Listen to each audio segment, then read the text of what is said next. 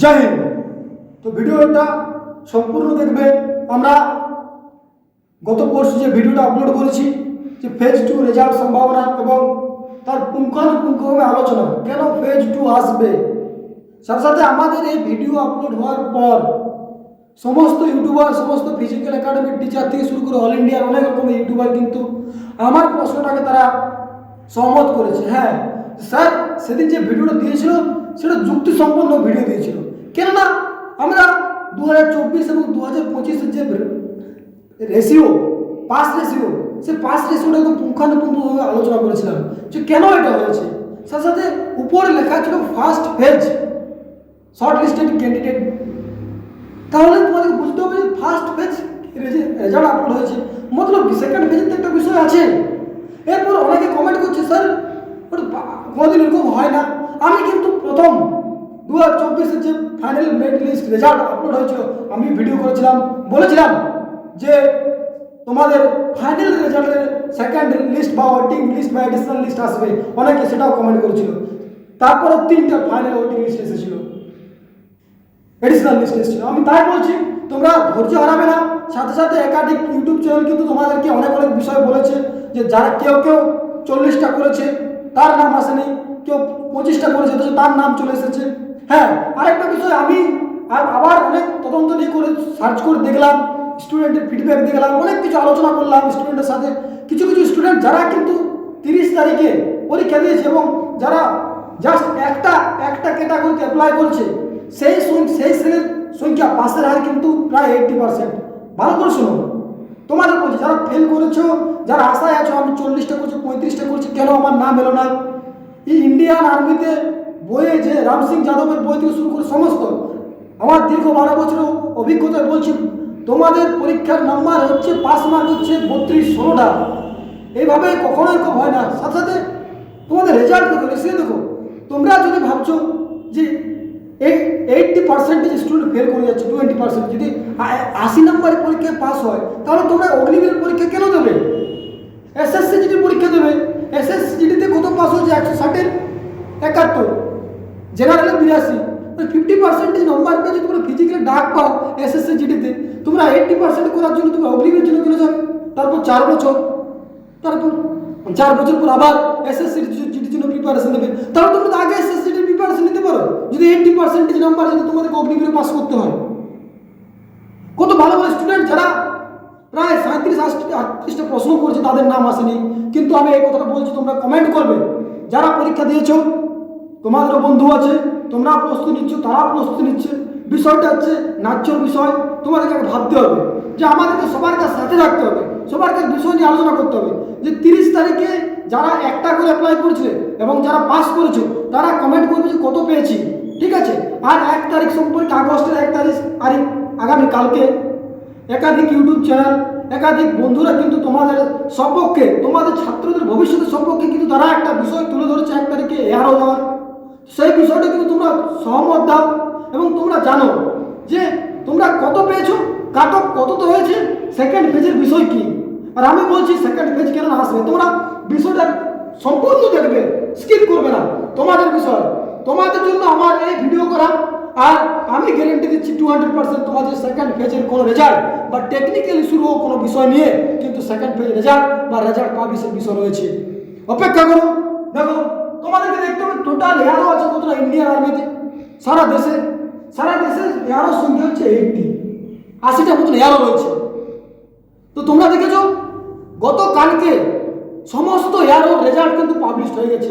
আমি অপেক্ষা করছিলাম যে সমস্ত এয়ারোর রেজাল্ট পাবলিশ হোক, তারপর কিন্তু আমি সেকেন্ড পার্টটা যে ফেজ 2, তোমরা অপেক্ষায় থাকো, কমেন্ট করো, আমি তোমাদের সাথে আছি।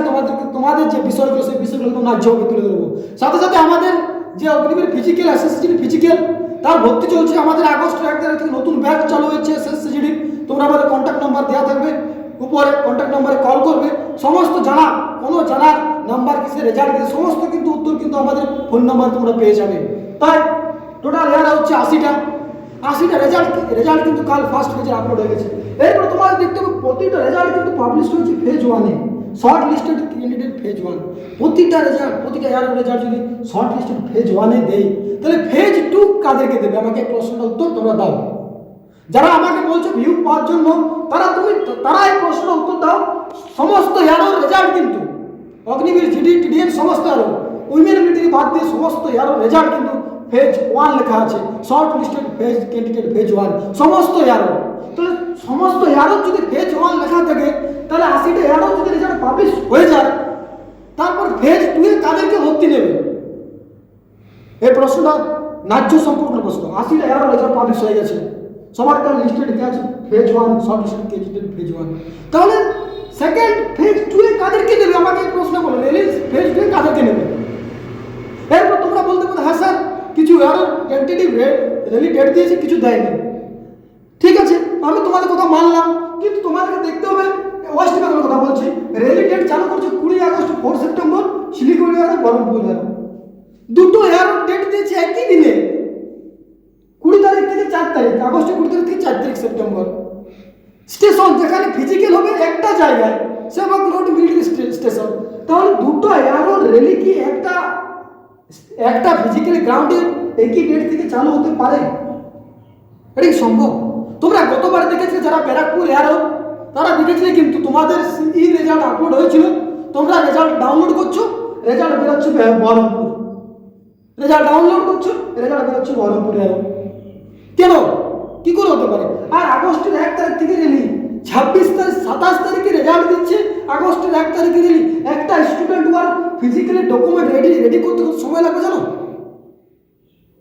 এটাও তোমাদের ভাবার বিষয়। হিসার এয়ারও দিয়েছে রেলি আগস্টের 1 তারিখ থেকে, আগামীকাল থেকে রেলি। একটা ছেলে 27 তারিখে জানতে পারছে ওর রেজাল্ট পাস, 1 তারিখ থেকে রেলি। ওর এডমিট জেনারেট আছে, ডকুমেন্ট রেডি আছে, এটাই সম্ভব? তাই তোমরা দিশে আরা হবে না। আগস্টের 1 তারিখ বিভিন্ন এয়ারতে তোমরা যে একটা বিষয় তুলে ধরেছো, সেখানে গিয়ে এবং সঠিক তথ্য যে তুমি তোমার অ্যাডমিট কার্ড দেবে, সেখানে জানার চেষ্টা করবে। আরটিআইয়ের বিষয়টা আমি একটা আমাদের যে কমেন্ট সেকশন, সেখানে আমি দিয়ে দেবো একটা লিঙ্ক, সেই লিঙ্কে কিন্তু তোমরা আমাদের গ্রুপে জয়েন হতে পারবে। সেই গ্রুপে জয়েন হওয়ার পর একাধিক বিষয় তোমাদের সাথে আমরা আছি। কেননা 80টা এয়ারও সেকেন্ড ফেজে কাদের কাদের কাদের হবে, কাদের রেলি হবে, আমাকে এই বিষয়টা বলো। এরপর যাদের ডেট দিয়েছে তারা বলবে ওদের ফেজ 1-এ ওদের ভর্তি হবে। তাহলে যদি এই দুটো এয়ারও ফেজ 1-এ হয়, তাহলে কলকাতা ব্যারাকপুর এয়ারও দোষ কোথায়? ওদেরও তো লেখা আছে শর্ট লিস্টেড ক্যান্ডিডেট ফেজ 1, ওদের তো লেখা নেই যে তোমরা ফেজ 2-এ ভর্তি হবে। ওদেরও কলকাতা আর ব্যারাকপুর এয়ারও ডেট দেয়নি, কিন্তু ওদের তো দেওয়া আছে শর্ট লিস্টেড ক্যান্ডিডেট ফেজ 1। তাহলে ফেজ 1 দেওয়ার অর্থ কি? ওরা ফেজ 1-এ ভর্তি হবে। ডেট হয়তো রেলির ডেট হয়তো 1 মাস পেছনে হতে পারে, সেপ্টেম্বর হতে পারে, অক্টোবরে হতে পারে, অক্টোবর রেলি হতে পারে, কিন্তু ফেজ 1 তো দেওয়া আছে, ওটা তো চেঞ্জ করতে পারে না। যদি দেওয়া থাকতো যে হ্যাঁ ব্যারাকপুর এয়ারো, বিকেপি আর কলকাতা এয়ারো, এদের যদি দেওয়া থাকতো ফেজ 2 রেলি, তাহলে বলা যেত যে হ্যাঁ তোমাদের ফেজ 2 হবে। কেননা এদের তো দেওয়া আছে ফেজ 1, ফেজ 1 তো দেওয়া আছে। তো ফেজ 1 তোমাদের রেলি ডেট দেখ বা না দেখ, তোমরা তো কাউন্ট হবে ফেজ 1-এ। বিষয়টা সম্পূর্ণ শুনবে, অযৌক্তিক কমেন্ট, অযৌক্তিক কথা কিন্তু বলবে না। আমি কেন না একদম যুক্তি দিয়ে বলছি, একদম সামঞ্জস্যপূর্ণ। আগের বারে পাস করছে 53%, এবার পাস করছে 22%। কিছু ছেলে নাম্বার পেয়েছে, কমেন্ট এসছে যে আমি স্যার 35টা করেছি, আমার নাম আসেনি, স্যার আমি 40টা করেছি, আমার নাম আসেনি। হ্যাঁ, আর কিছু ছেলে যারা 30 তারিখ টু 1 তারিখ যারা পরীক্ষা দিয়েছে এবং যারা একটা অ্যাপ্লাই করেছে, তাদের 80% ছেলে পাস করেছে। তাহলে দেখতে পাচ্ছি নর্মালাইজেশন স্কোর হয়েছে কি তোমাদের? তোমরা কি নর্মালাইজেশন স্কোর তোমাদের যোগ হয়েছে?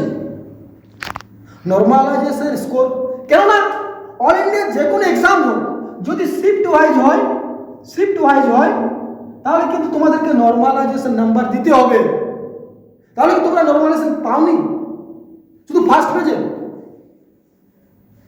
আর আরেকটা জিনিস তোমরা দেখো, যে রেজাল্ট পাবলিশ হয়েছে, যারা 8 পাস, তাদের কিন্তু রেজাল্ট দেখো প্রায় সমস্ত স্টুডেন্ট কিন্তু পাস করে গেছে।